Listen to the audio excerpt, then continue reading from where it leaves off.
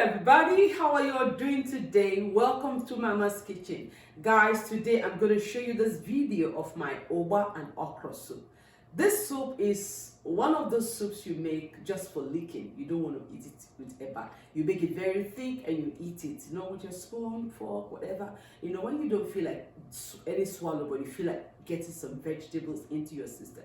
So I'm going to show you how I do this. If you're ready to learn how to do this, please come into this kitchen and let's make it happen. Come on guys, let's go.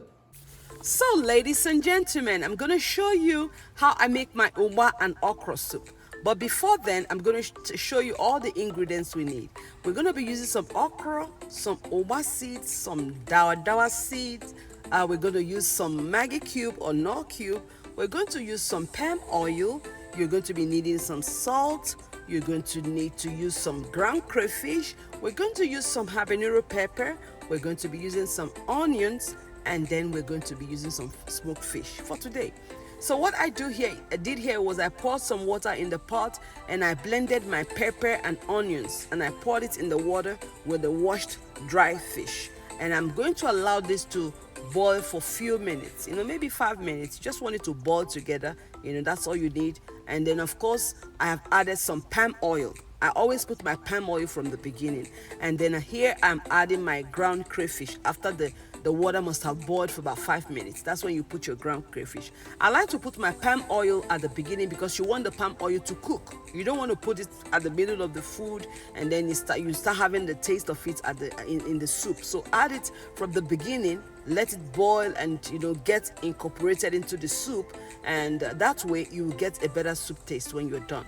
So add all that and let it boil. Let it cook for at least up to 10 minutes because with soup, I just want it to cook well. So let it cook for about 10 minutes, and then once that is done, you open your pot again, and now I'm going to be adding the Ugba. When my Ugba is not really soft, I add it at the beginning because this is a very hard Ugba. It's not really soft or fermented. So I add it now because I want it to be cooked a little bit. But if the Ugba is very soft, you may want to add it after the okra. But because I have the hard Ugba today, I'm adding it at the beginning of the soup and I'm letting it cook with the ingredients, so that the Ugba itself can get softened a little bit, because this is not fermented, it's just the fresh one. So you add everything, you let it cook for a while again. When you add your ingredients for your soup, always give them time to cook together. Don't just add everything at the same time. Give them space so you can add one after the other. Once all this is done, I'm adding my okra. Guys, I'm adding my okra. The okra I did not blend it and I did not chop it. I just sliced it into tiny ring, just ringed it up.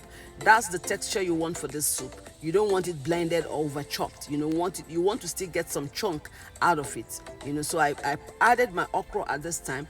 And as from now on, I'm not going to cover the pot all the way anymore, because when you are cooking okra and you want the okra to retain its sliminess, what you do is you don't cover it at all, or you cover it a little bit. But for this soup, I'm just going to cover it, leaving some air out. You don't want it to be covered and then you lose the drawness. So I'm mixing everything together, mix everything together. Taste for salt and seasoning. I'm sorry I didn't show you that part, but I added seasoning, the Maggi cube and everything. If you still need more, you add more. If not, you just leave the pot the way it is. I didn't cover it all the way. After 10 minutes, I'm checking on it again. And this time around, guys, this soup is ready. You don't need to cook it for more than this. It's ready at this point. All you do is you mix it in again. Try to make sure everything is good and well. And as you can see, that soup is not too tight, it's not too watery. After turning, you turn off the stove and you leave the pot covered or slightly covered, just like this. And then you serve. Like I told you in the beginning, this is ofe lacha. You just make this and you eat it with a spoon or fork. And you can also eat it with fufu. But this one I just made it for eating. I just felt like eating the soup that day and I made it. So this is how I make my okra soup and Ugba soup. Thank you so much, guys, for watching me every time. I truly appreciate you. Don't forget that. I truly do. Thank you so much for everything. Until next time, it is ciao ciao, bon appetit, and see you later.